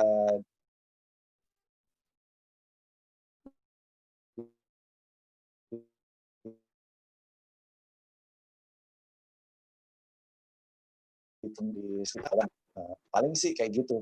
Kalau untuk hal-hal yang lain ya intinya kita komunikasi dengan baik terhadap warga-warga di daerah gitu ya. Bisa jadi nanti karena kita memiliki tujuan yang positif, pada akhirnya warga-warga di desa tersebut atau daerah-daerah terpelosok tersebut akan mengerti apa sih yang kita lakukan gitu, dan akhirnya mereka akan membantu kita di lapangan gitu. Kalau kita tidak berkomunikasi dengan baik, ya mereka tidak akan membantu kita gitu, malah dicurigai. Intinya sih kayak gitu. Sejauh ini sih alhamdulillah aman-aman saja di lapangan. Alhamdulillah ya. Jadi gitu Apri, ada SOP-nya gitu untuk jurnalis baik reporter maupun kamera person. Yang penting adalah selain keselamatan peralatannya gitu ya, adalah keselamatan kita sendiri, itu yang nomor satu sebenarnya. Karena kalau kita tidak selamat, tidak dalam kondisi sehat, tentunya penyampaian beritanya nggak akan sampai ke pemirsa gitu. Bahkan sebelum sampai kantor mungkin ketika kita nggak selamat ya beritanya nggak ada gitu ya, bisa dibilang kayak gitu. Seperti misalkan teman-teman yang meliput di Papua ketika ada bentrok dengan OPM, kemudian teman-teman yang meliput ketika Timur minta pembebasan tahun 99, mungkin kita nanti akan tanyakan ke jurnalis-jurnalis yang pernah berada di sana ya, di lain sesi gitu. Jurnalis-jurnalis konflik kita bisa jadikan tema sendiri nanti. Tapi mengenai demo dan juga kondisi yang rawan seperti itu, saya mau tanya sama April nih, mewakili teman-teman juga. Ada Awang, kemudian ada beberapa teman yang nanya, sebagai seorang reporter gimana sih tata bahasanya ketika liputan demo, dan juga misalnya kemarin kedatangannya Habib Rizik ke Jakarta, ke Indonesia gitu. Sebagai seorang reporter yang live pasti kita mengalami dilema, bagaimana sih seharusnya kita bersikap dan juga menuturkan bahasa yang mungkin tidak selalu positif gitu ya, tidak selalu negatif, tapi ada di tengah-tengahnya. Penyampaian seperti apa, kemudian bagaimana cara agar kita tidak melanggar etika jurnalistik. Oh, pertanyaan teman-teman ini keren-keren banget nih. Gimana, April? Iya, salut deh saya. Dan hebatnya lagi nih, pesertanya dari Sabang sampai Merauke kayaknya ya. Macam-macam. Keren kalian. Ya, kembali ke pertanyaannya Rivo tadi. Memang kalau kita meliput suatu berita, tidak hanya berita yang kontroversi saja. Apapun sudut beritanya, jurnalis diharuskan untuk berimbang. Harus wajib. Dan itu ada undang-undangnya. Bahkan setiap televisi pun kita sudah diberikan informasi bahwa untuk melaporkan berita itu harus di dua sisi. Jadi tidak hanya di sisi A saja, namun di sisi B juga harus berimbang. Bahkan untuk, tadi mungkin saya akan menambahkan soal keselamatan ya di saat reporter melakukan tugas. Tidak hanya demo, kita juga kemarin beberapa tahun yang lalu bom juga sering terjadi di Indonesia begitu ya Rivo ya. Yang pertama adalah keselamatan, dan itu ada undang-undangnya teman-teman. Di undang-undang jurnalistik yang diutamakan yang pertama kali adalah keselamatan. Dan jika setiap televisi ataupun industri yang membawahi reporter, kameramen, atau tim yang bertugas mewakili instansi tersebut, kalau tidak mengutamakan keselamatan, akan dikenakan sanksi. Itu sudah jelas undang-undangnya. Jadi untuk teman-teman yang mungkin nanti gimana ya kalau kita ditugaskan ke daerah merah atau yang berbahaya begitu. Tenang saja, kita sudah dilindungi oleh undang-undang seperti itu. Kembali lagi ke bagaimana caranya untuk bisa menyuarakan atau melaporkan hal-hal yang baik begitu ya, tidak menyinggung perasaan banyak orang. Ya itu pintar-pintarnya kita, itu tantangan kita, itu harus kita explore, harus kita banyak pelajari hal-hal atau tata bahasa yang bisa diterima untuk kedua sisi, tidak hanya sisi A ataupun B. Dan yang paling penting ketika meliput demo, jangan terprovokasi oleh orang-orang yang berbicara sekilas di melewati kita. Kadang-kadang kan kalau kita di demo, tantangannya itu adalah banyak sekali pendemo yang kadang-kadang memberikan informasi yang belum tentu tahu kebenarannya. Kita harus cross-check 2-3 kali apakah informasi itu benar. Kalau kalian perlu data, bisa koordinasi dengan tim yang di kantor. saya dapat informasi ini, tolong cross check apakah betul gitu. Kita kan satu tim ketika berita atau program yang in charge ingin angle-nya seperti apa, bagaimana cara memberikan beritanya. Bahkan kalau saya lihat dan saya amati beberapa waktu ini, yang menarik dari demo itu bukan demonya untuk apa atau seperti apa ini arah demonya, tapi sidebar-nya. Ketika demo ini mengakibatkan kemacetan yang diambil, bahkan ada pengendara yang sudah lama dan menuju bandara, bahkan dia harus kehilangan tiketnya, itu yang menarik. Jadi sudut-sudut itu, angle-angle itu yang menarik. Dan kita sebagai jurnalistik harus pintar-pintar mencarinya. Karena yang teman-teman tahu lah, berita itu kan tidak hanya main-nya ya, tidak hanya main dari peristiwa itu, tapi dampaknya, efeknya dari peristiwa itu juga sangat menarik begitu. Ada pula yang kalau kita sering melihat demo-demo di Jakarta, teman-teman sadar nggak? Itu menjadi pemasukan tersendiri loh bagi orang-orang yang jualan di pinggir jalan, seperti Starbucks keliling itu ya. Benar, Starling. Yang di Starling itu ya. Itu mereka bahkan tinggi pemasukannya, ya ada hikmah, itu bisa menjadi cerita. Dan itu informasi juga ya kan yang menarik untuk disampaikan. Seperti itu teman-teman.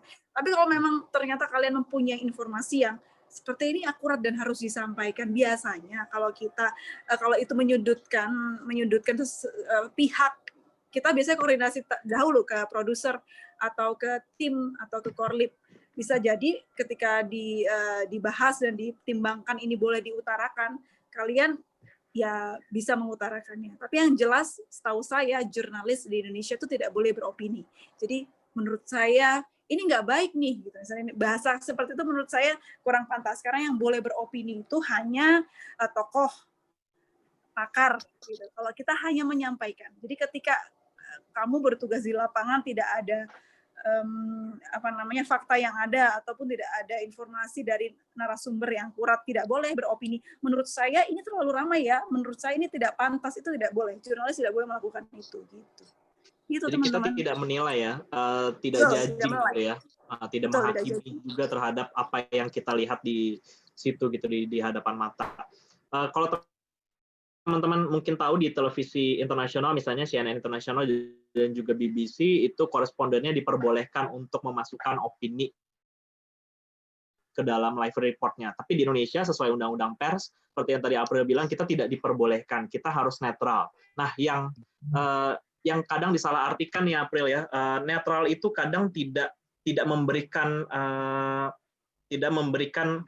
informasi di antara keduanya gitu. Jadi kadang banyak juga jurnalis yang memang ngawang ketika melakukan live report, dia tidak memberikan info yang akurat antara pihak satu kemudian ke pihak dua karena dia tidak mau sama sekali memihak. Itu yang salah sebenarnya gitu. Karena akhirnya kita tidak memberikan informasi yang akurat gitu. Biasanya kan kita harus memberikan informasi yang A dan B kemudian biarkan penonton yang menilai. Nah, kadang ada juga jurnalis yang tidak mau memberikan informasi sama sekali, kemudian dia lebih memilih informasi lain, misalnya akhirnya penonton tidak paham apa yang terjadi sebenarnya di demonstrasi ini. Kayaknya Rivo itu jurnalis yang materinya dapat dari online. Betul, jadi pengembangannya dari berita online jadinya. Explore. Iya, harusnya meskipun bisa berita online bukan berarti tidak boleh kita tampung ya, itu boleh banget, bahkan itu menjadi pendukung bahan berita kita. Tapi sebagai jurnalis boleh loh kita tanya, misalnya kita jurnalis kan pasti punya kenalan dalam berbagai kesempatan ya. Kita punya kenalan mungkin dari ketua FPI, boleh kita langsung japri, Pak, saya dari ini. Pasti mereka kalau itu dari kita dan ini manfaatnya untuk masyarakat, pasti dibalas kok. Syukur-syukur mau memberikan voice note atau mungkin Twitternya atau apa, itu kan bisa dijadikan bahan untuk kita melaporkan berita begitu. Tapi memang Rivo benar, setiap TV itu punya kebijakan sendiri-sendiri. Bahkan mungkin CNN Indonesia boleh nggak sih Rivo untuk memberikan opini? CNN Indonesia beberapa korespondennya pernah memasukkan opini gitu, tapi secara SOP-nya saya nggak paham di sana seperti apa. Tapi memang kalau mengacu ke CNN Internasional mereka diperbolehkan untuk memasukkan opini ke dalam live report-nya dan juga ke liputannya. Nah ini nyambung sama pertanyaan berikutnya nih April dari Mutia gitu. Tadi kan April bilang tidak diperbolehkan untuk memasukkan opini politik. Bagaimana sih kita mencegah supaya suara-suara di lapangan gitu ya, narasumber-narasumber yang gadungan gitu ya, mereka yang berusaha memberikan informasi kepada kita padahal berusaha menyusupkan informasi ke dalam laporan-laporan kita supaya kita jernih gitu dari info-info seperti itu. Gimana sih caranya April selain tadi ya, selain konfirmasi ke Kodim, apa yang dilakukan April di lapangan gitu untuk verifikasi data? Ya, sebelum itu kita harus update terus mengenai peristiwa. Itulah kenapa jurnalis tidak boleh minim informasi. Bahkan di handphone saya apapun source-nya, mau dari CNN, mau dari Metro, TV One, ada notifikasinya. Dalam arti kita harus memperkaya informasi yang kita punya. Ketika kita perkaya informasi itu dan ada orang yang memberikan informasi sesuatu, pasti kita akan diam untuk berpikir, ini betul tidak ya? Karena yang saya tahu, yang saya baca mungkin, yang saya dengar kemarin-kemarin berbeda dengan apa yang dia dengar. Jadi bahaya sekali kalau misalnya seorang jurnalis tidak update berita dan tidak mengikuti. Ibarat kali gini, peristiwa Habib Rizik datang ke Indonesia. Kalau tidak mengikuti dari awal bagaimana Rizik itu pergi ke Arab Saudi, seperti apa kita bisa melaporkan? Bahkan mungkin kalau kita tidak update, apapun yang disampaikan oleh pendemo akan kita telan mentah-mentah. Wah, itu bahaya sekali gitu. Jadi harus mempunyai update, dan bahkan saya punya note atau buku kecil, dan di situ sudah ada catatannya sendiri, ini untuk peristiwa politik ini untuk peristiwa kejadian ini. Jadi kita paham, karena setiap peristiwa itu tidak akan berubah, karena sejarah kan tidak akan berubah ya. Dan itu menjadi patokan kita. Gitu teman-teman. Seru loh sebenarnya kalau dipikir ya, awalnya saya juga nggak ngerti ya politik itu gimana dan seperti apa. Tapi ketika kita ngikutinnya, ya ampun, seru banget. Kayak ngikutin cerita sinetron film gitu guys. Jadi kayak seru gitu loh. Nah, April gimana sih caranya match sama kamera person gitu di dalam peristiwa-peristiwa politik yang misalnya dalam kondisi pribadi itu berbeda pandangan. Misalnya pemilihan umum yang mungkin berbeda dengan kamera personnya gitu. Gimana sih caranya April supaya match tetap gitu, supaya tugasnya tetap lancar? Berbeda ini maksudnya gimana? Berbeda. Misalnya gini, berbeda pandangan politik dalam pribadi, tapi ketika bertugas kalian harus tetap melaksanakan itu gitu dan juga melaporkannya secara fair gitu. Gimana sih caranya supaya tetap akur dengan kamera person? Gitu? Kalau saya menggandeng sih, lebih menggandeng kameramen. Jadi semua kameramen yang jalan sama saya itu lebih saya anggap sebagai kameramen yang di atas, nggak ada. Karena saya pun kalau jalan, kalau sama kameramen di kantor, ya tugas saya bawa tripod. Karena dia sudah bawa kamera. Kamera kan tanggung jawab besar begitu. Kalau menyerahkan alat semua dipegang sama dia, aduh, kita kayak jahat banget sebagai tim gitu. Jadi saya pegang tripod dan mikrofon. Karena mic itu adalah jantungnya reporter. Kalau kalian hilang, udah kayak hilang jiwanya. Jadi saya gimana caranya atau tipsnya agar kita nggak lupa atau ketinggalan. Ya alhamdulillahnya sampai saat ini saya nggak pernah ketinggalan mikrofon ya. Ya anggap aja itu jantung kalian. Ngalang-ngalain handphone deh. Saya pernah sampai kehilangan handphone atau ketinggalan handphone. Tapi ini tetap saya bawa gara-gara itu tadi.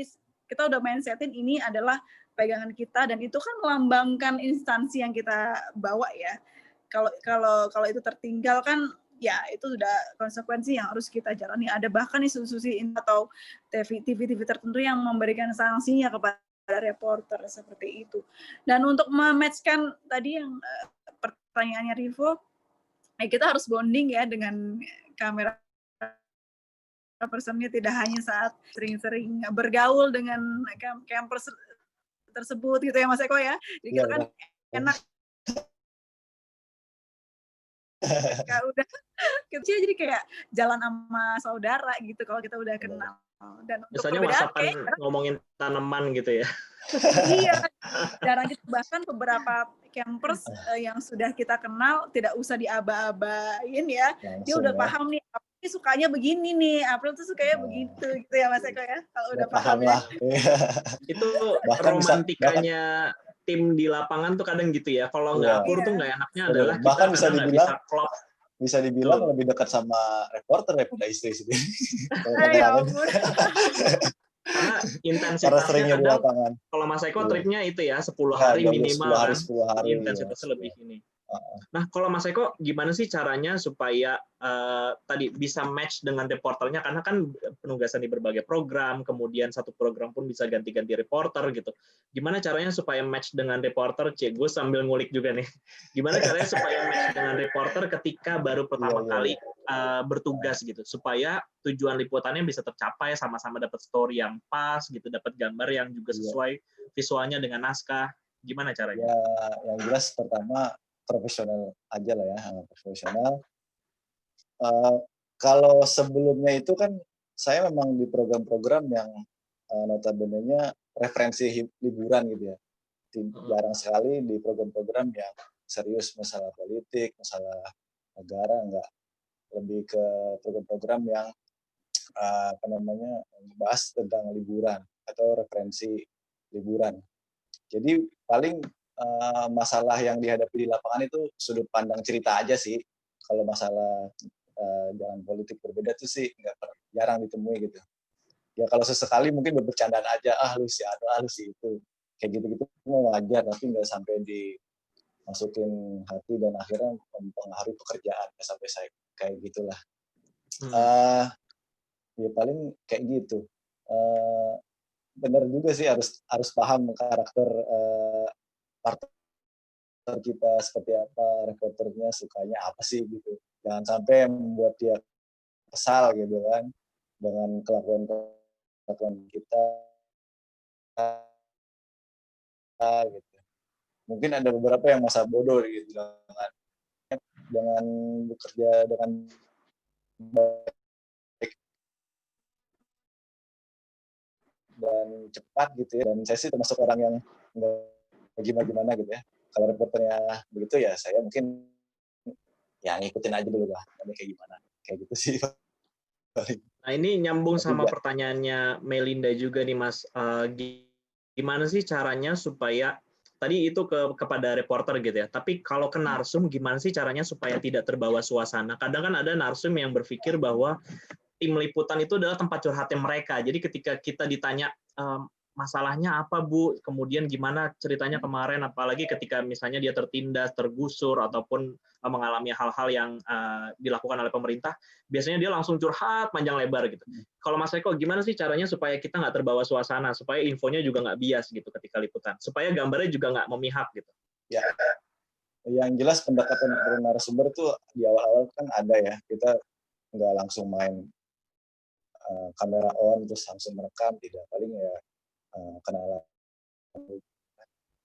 masalahnya yang dihadapi itu seperti apa. Begitu mereka nyaman, kita mulai, Bu, Pak, boleh kita mengambil gambar, izin dulu ya di awal. Kalau misalkan sudah diperbolehkan, ya kita mulai merekam gitu. Fungsinya kameramen lagi-lagi secara teknis harus tahu momen-momen yang memang dibutuhkan dari segi cerita gitu ya. Kalau memang ibunya tiba-tiba cerita yang membara gitu kan, sesuai dengan kebutuhan reporter, ya akhirnya saya merekam dengan sendirinya, spontanitas gitu, saya rekam aja gitu.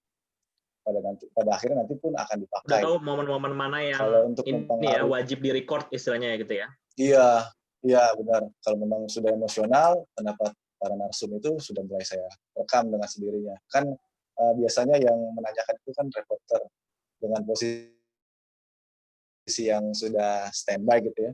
Ya akhirnya saya rekam gitu aja. Jadi ya memang harus tahu, lagi-lagi di awal memang harus koordinasi dengan reporter, apa sih ceritanya, lu mau ceritain apa sih? Oh, ternyata ceritanya mau kayak gini. Dengan tahu ide cerita secara keseluruhan, jadi kita sebagai camera person mengerti nih apa yang dibutuhkan reporter untuk gambar-gambar apa aja sih yang dibutuhkan gitu. Untuk mendukung apa ya lebih dalam gitu, sebagai reporter akan banyak nanya, banyak kontak kepada narsum gitu. Bagaimana sih caranya supaya nggak terbawa suasana, supaya infonya juga ketika disampaikan tidak bias gitu, kita tidak terlalu memihak kepada narasumber.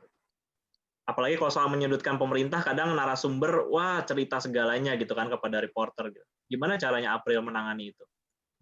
Iya, tapi memang kadang-kadang ada kekurangan, ada kelebihan ya. Saya itu termasuk reporter yang melo sebenarnya. Kalau boleh jujur, saya suka nggak kuat kalau nahan hal-hal yang tidak adil gitu untuk masyarakat, khususnya yang kita lihat langsung, itu kadang-kadang saya gampang tersentuh. Cuma seperti yang Mas Eko tadi bilang, kita kan nggak yang datang langsung kamera on, jadi kita ya akan memfilter itu. Ketika pulang kan kita bikin naskah segala macam, gambar apa Mas yang dipakai, ini aja, campers yang dipakai ini aja, karena aku mau bikin sudut pandang seperti ini.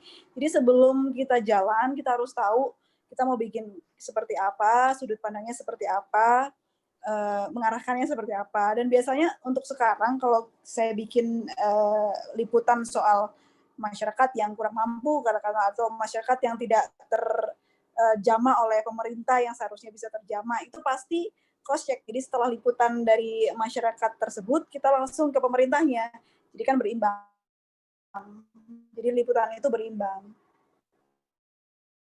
Dan itu mulai dibiasakan, karena kalau misalnya dari sudut pandang masyarakatnya saja kan kita tidak pernah tahu kalau ternyata sumbangan atau pemerintah yang salah, bahkan ada oknum lain. Syukur-syukur kalau dari kita yang bisa menguak tersebut, kayak gitu teman-teman. Nah itu kalau narsumnya cerita banyak gitu ya. Kalau narsumnya tertutup nih pertanyaannya. Aduh, itu harus pinter-pinternya kita, ngorek-ngorek. Jadi kadang tuh, tapi ya nggak tahu ya ini dibilang gift atau gimana, saya juga nggak paham. Tapi mungkin karena saya sering bertanya sama orang ya, kita harus bisa memposisikan orang itu nyaman berbagi dengan kita. Jadi nggak bisa nih tiba-tiba kalian datang ke rumah orang yang kalian belum kenal, tiba-tiba nanya hal yang paling krusial, yang paling mungkin vital gitu kan. Logika saja kalau kita di posisi mereka pun kita kayak enggak dong untuk ditanyain hal-hal yang lebih jauh. Nah, caranya gimana? Ya kita harus bisa memposisikan diri, ada bridging-nya gitu. Kayak ada kulonun kalau orang Jawa bilang, ada apa ya? Ada unggah-ungguhnya gitu di awal sampai membuat dia nyaman dulu. Kalau udah nyaman baru kita pelan-pelan masuk ke yang apa yang mau kita dapatkan, informasi yang mau kita dapatkan. Jadi jangan terlalu terlihat agresif di awal, teman-teman. Biasakan kalau kita mau ketemu narsum itu sebagai kita mau ketemu teman, saudara, jadi buat dia nyaman dulu. Itu bisa dijadikan apa ya, peringatan buat kita. Kalau ternyata kita sudah mencoba itu dan mereka terkesan masih tertutup, oh itu berarti mereka tidak mau dipaksa untuk memberikan informasi, dan itu ada undang-undangnya, teman-teman. Kalau kalian melihat si narsum benar-benar nggak mau memberikan informasi, ya sudah, jangan dipaksa. Kalau kita paksa, kita melanggar undang-undang. Narsum pun ada perlindungan undang-undangnya dalam etika jurnalis. Begitu. Betul. Nah, kalau menurut April, ini nyambung sama pertanyaannya Paris ya, batasnya privacy itu saat kapan sih, April? Maksudnya batas ketika kita udah mulai nggak nanyain lagi hal-hal yang sensitif tuh, pertanyaan seperti apa, atau misalnya hal apa yang dihindari oleh April untuk ditanyakan kepada narsum? Ya itu ini tuh agak panjang ya sebenarnya. Bagaimana kecerdasan jurnalis untuk bisa memilah dan tahu tentang hal ini. Kepekaan kita. Itulah kenapa dalam suatu manajemen training jurnalis itu kenapa kita ditempa untuk pergi ke kebakaran, pembuangan sampah, ke tempat-tempat yang istilahnya mengasah mental. Saya rasa secara tidak langsung itu membuka kepekaan diri kita. Jadi seorang jurnalis memang harus bisa peka terhadap apa yang terjadi di sekelilingnya. Ketika narasumber tersebut sudah memberikan tanda itu kan tidak hanya dalam perkataan ya, tapi gestur dan juga mimik muka itu sudah terlihat jelas kalau narasumber itu tidak mau ditanya. Dan kalau hal-hal yang mungkin kita tahu privacy itu kan kita sudah bisa memilihnya lah, sudah bisa tahu untuk membandingkannya lah. Tapi ada hal-hal juga yang mungkin pertanyaan tersebut ditanyakan ke si A tidak terlalu keberatan begitu, tapi kalau ditanya si B, pertanyaan tersebut keberatan. Itu terlihat sekali dari bagaimana cara dia membalas pertanyaan kita, dan juga mimik muka dan juga gestur tubuhnya gitu. Jadi ya harus pintar-pintarnya kita melihat suasana dan keadaan. Dan memang seorang jurnalis yang baik bukan berarti dia bukan baik ya, maksudnya jurnalis yang ideal dia harus mengerti keadaan. Bukan berarti dia pintar, dia sudah otomatis bagus, tapi yang mengerti keadaan lah dan yang mengerti situasi lah, itu yang dicari. Nah, ini sejalan juga nih sama kondisi-kondisi misalnya bencana dan juga kemiskinan ya. Banyak sekali teman-teman kita di luar sana mungkin yang masih menanyakan misalnya soal kedukaan gitu, kemudian dia menanyakan perasaan orang yang ditinggal gitu. Menurut April, kalau April jadi mereka, April akan tanya nggak sih hal-hal seperti itu? Atau mungkin April punya strategi sendiri untuk menanyakan soal kedukaan gitu, tapi dengan cara lain? Ya, sebenarnya kalau misalnya nih korban kecelakaan terus kita wawancara keluarganya, itu menurut saya nggak etis sih. Kalau ada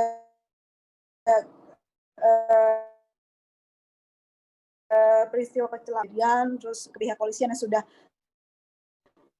memegang kasus tersebut, kalau kita nanya ke keluarga apa yang mau diambil gitu, kalau kan kita juga bisa berpikir pakai logika, apa yang mau diambil, perasaan ya logika aja. Kalau keluarga kalian meninggal karena kecelakaan, otomatis sedih dong, kenapa harus ditanya gitu. Dan bertanya perasaan itu bukan hal yang untuk diinformasikan ke masyarakat, karena masyarakat tuh tahu bagi yang kehilangan keluarga, apalagi meninggal, pasti sedih begitu ya. Lebih baiknya untuk diinformasi ke masyarakat adalah, oh lokasi kecelakaan ini rawan loh, apa yang harus kita lakukan, bisa tanya ke polisi, ya di daerah ini tuh rawan, seharusnya kalau lewat sini harus ditandai ini. Jadi banyak informasi yang bisa digali ketimbang kita nanya bagaimana perasaan dari keluarga gitu. Betul, itu masih banyak pertanyaan-pertanyaan lain. Benar. Dan itu learning by doing kok. Ya kan Rivo ya, maksudnya kita nggak harus belajar dalam semalam, tapi learning by doing udah otomatis sendiri tahu. Nah, kalau Mas Eko, batasan privacy dalam mengambil gambar tuh gimana sih Mas? Misalnya di dalam rumah warga gitu ya, batas mana yang Mas Eko nggak ambil gambarnya, kemudian mana yang kira-kira perlu untuk menggambarkan kemiskinan misalnya, ada batas-batas apa sih yang diajarkan kepada tim kameramen gitu soal privacy dari narasumber? Batas-batas itu sebenarnya tergantung dari pemilik rumah, misalkan kalau kita ngomongin rumah. Kalau biasanya sih saya di awal selalu permisi, Pak, Bu, apakah saya boleh masuk, apa boleh ambil gitu. Kecuali memang kondisinya umum bencana yang memang sudah di outdoor di luar sana gitu ya. Tapi kalau memang masuk ke rumah, otomatis memang harus izin gitu, minimal ke kepala lingkungan setempat gitu. Kalau memang diperbolehkan, saya ambil gambar. Tapi kalau memang ada batasan-batasan yang memang tidak boleh diambil gambarnya, ya saya tidak mengambil gitu. Intinya sih izin di awal gitu ya, karena nanti berpengaruh sama kepercayaan warga terhadap tim di lapangan gitu. Kalau misalkan kita datang dengan baik-baik, meminta izin untuk pengambilan gambar dan liputan, otomatis warga juga akan terbuka dengan kita, bahkan akan menunjukkan poin-poin yang memang tidak kita lihat gitu. Misalkan soal bencana, oh di sini ternyata ada nih kata warga. Mungkin mereka akan lebih membantu gitu, bukan yang melarang, justru akan lebih membantu. Itu sih yang saya temukan pada saat liputan bencana bersama Indonesia aku waktu Januari awal. Ya, ada hal-hal yang kita dapati jika kita berinteraksi secara baik dengan warga sekitar, yang mungkin di awal kita jadi takut, khawatir mereka menolak, pada akhirnya mereka akan membantu kita gitu. Bahkan mereka dengan sendirinya curhat gitu kan, oh ya tolong dong sampaikan ke pemerintah tentang hal ini, tentang hal itu nih Mas, gambar yang paling rumah yang paling parah tuh di sebelah sini, akan dengan sendirinya itu mereka membantu gitu. Kalau di komunikasi di awal itu lebih baik ke mereka. Oke, teman-teman, ini ada 2 pertanyaan terakhir, jangan ngantuk, sedikit lagi kita akan kasih link evaluasinya buat narasumber dan juga moderator, kemudian ada link buat sertifikat juga, dan akan foto bersama. 2 pertanyaan terakhir untuk April dan juga Mas Eko nih. Pernah nggak sih mengalami liputan yang akhirnya hasil liputannya tidak tayang atau dilarang tayang? Kalaupun ada, kenapa kira-kira? Dari April dulu, coba April. Sering, tapi bukan tidak tayang semua. Cuma kadang-kadang kalau kita pergi liputan tuh biasanya kalau di MNC Group paling nggak minimal 3 angle. Biasanya yang tayang cuma 2 atau 1 kayak gitu. Ya itu sah-sah aja ya teman-temannya, karena kan memang selain kita reporter dan kameramen kan juga ada nanti di atas produser, eksekutif produser, manajer yang menentukan mana berita yang akan naik dan kita kan oleh durasi juga begitu, kalau nggak mungkin kan dari 10 reporter semua liputannya naik gitu. Jadi memang ada batasan dan itu dipilah-pilah. Ya mungkin hari ini tayangan kita atau liputan kita nggak naik, besok naik 3 semuanya atau besoknya lagi, itu udah jadi hal yang biasa. Ada yang pernah dilarang tayang nggak karena mengandung konten sesuatu gitu, atau misalkan secara etika jurnalistik kayaknya kurang tepat nih on cam-nya atau gambarnya terlalu sadistik misalnya kayak gitu. Pernah nggak ada yang di komen seperti itu? Pernah ya. April sih selama ini nggak pernah menemui itu. Mungkin karena durasi aja nggak ambil hal-hal yang ini, kayaknya enggak sih, karena sebelum jalan liputan biasanya saya koordinasi dengan Korlip ketika dulu ya, waktu jalan koordinator liputan dan juga produser, tolong ambil yang seperti ini ya. Jadi mungkin untuk efisiensi dan efektivitas liputan juga kali ya, supaya tidak mubazir, kita sudah jalan jauh-jauh dan liputannya nggak dipakai kayak gitu. Kalau Mas Eko pernah ada yang dilarang tayang nggak, atau misalnya hasil liputannya tidak terpakai gitu, misalnya karena bukan sesuai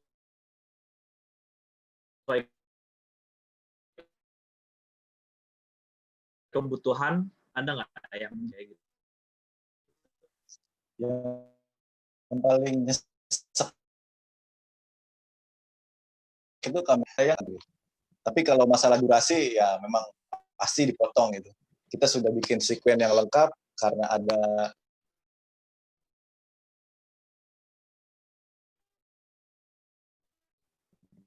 durasi yang terbaik. Kalau untuk tidak tayang mungkin karena di pending aja kali, karena momennya memang belum pas untuk ditayangkan, paling kayak gitu. Oke, ini pertanyaan terakhir untuk April dan juga Mas Eko nih. Bagaimana sih impresi kalian terhadap tim gitu? Kalau April terhadap kameramen, gimana sih kesannya April terhadap pekerjaan kameramen secara teknis? Kemudian Mas Eko nanti bisa komentari gimana sih impresinya Mas Eko terhadap pekerjaannya reporter gitu. Mungkin dari April dulu. Ya, saya sih kalau dari awal tuh luar biasa sekali yang ngelihat teman-teman teman-teman kamera person gitu ya, apalagi kameramen senior dulu. Kebayang zaman dulu kamera belum ada yang secanggih sekarang, yang beratnya nggak seringan sekarang gitu ya, Mas Eko ya. Dulu kan berat banget kamera. Berapa Mas? 15 kilo atau berapa kilo dulu? 15 kilo. Belum lagi lensa wide-nya, tambah 2 kilo. Berat 15 kilo dipanggul gitu kan. Berat banget, belum tripodnya ya? Iya, belum tripodnya, terus belum panas kalau di lapangan kan, panas, terus belum harus fokus. Saya pernah bahkan coba sok-sokan nyoba gitu, bisa manggulnya, cuman ketika udah record, semua karena kan emang harus balance gitu ya Mas Eko ya kan, susah banget pokoknya. Harus fokus gitu, harus stabil kan. Bahkan saya tuh ngelihat teman saya yang kamera person juga, cuman live report dulu tuh, kalau salah live report di mudik, kalau nggak salah mudik itu kan sebenarnya nggak terlalu ini ya, cuman di jalan paling sequence jalan gitu, itu aja udah keringetan banget. Terus aku nanya, kenapa kok keringetan? Ternyata memang harus konsentrasinya tinggi untuk itu, dan luar biasa sekali. Jadi jangan berpikiran kameramen hanya ngambil gambar gitu doang semua bisa, enggak, jangan salah teman-teman, susah, berat gitu ya. Jadi saya salut buat kameramen tuh hebat, karena nama juga TV ya, TV kan visual. Kalau kita bicara radio mungkin suara yang dipentingkan, tapi ini visual. Berarti yang seharusnya jadi jantungnya selain kita yang mempresentasikan adalah kamera person. Tepuk tangan untuk kamera person. Benar. Terima kasih. Oke, gimana Mas Eko impresinya terhadap pekerjaannya reporter selama di lapangan, baik yang liputan di Jabodetabek maupun yang trip keluar kota? Ya, begitupun dengan kameramen ya. Salut dengan reporter, apalagi reporter yang on cam gitu ya. Bagaimanapun kondisi mereka harus siap gitu. Kalau kameramen mungkin pakai baju biasa aja di belakang kamera tenang gitu. Tapi kalau reporter dengan segala sudut pandang liputan yang banyak, itu informasi yang masuk segala macam, itu salut saya sebagai kamera person. Mereka menyajikan hal-hal yang memang terbaik gitu di depan kamera. Mungkin kameramen kalau disuruh juga bingung, wah ngomong apa di depan kamera. Belum tentu sebagai kamera person di depan kamera itu akan tampil sebaik reporter gitu. Jadi salut lah buat para reporter yang on cam maupun yang tidak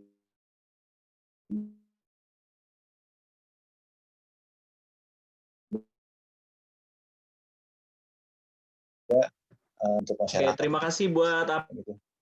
April dan juga Mas Eko. Teman-teman terima kasih atas pertanyaannya, banyak banget yang masuk. Kita harus saring-saring terus dari tadi. Kita akan foto bersama dan juga jangan lupa untuk mengisi link evaluasinya. Tapi sebelum itu boleh ya. Aprilianita Putri. Aprilianita Putri di Instagram ya. Kemudian kalau Mas Eko, apa Mas Eko Instagramnya? Nama Instagramnya Atta Atu Ale. Kebetulan itu nama anak saya. Iya, Atta Atu Ale. Atta Atu Ale. Teman-teman boleh follow Mbak April dan juga Mas Eko nanti untuk pertanyaan lebih lanjut ya, karena untuk teknis nggak mungkin dijawab di sini semuanya. Terima kasih teman-teman yang sudah bergabung. Silakan diisi link evaluasinya. Sekarang kita foto bersama, oke? Mulai dari screen pertama dulu ya. Boleh nyalain semua kameranya teman-teman? 1, 2, 3. Oke, sebentar.